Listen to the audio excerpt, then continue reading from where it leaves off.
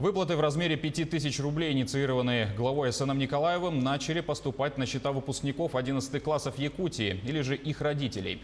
Региональная Миноборнауки отмечает, что для получения необходимо было написать заявление на имя директора образовательного учреждения, где обучался выпускник.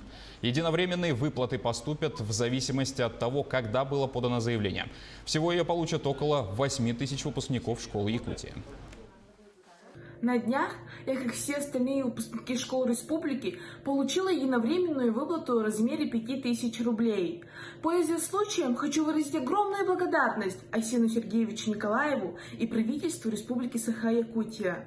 Несомненно, в этот непростой период данные средства станут для нас хорошим подспорьем.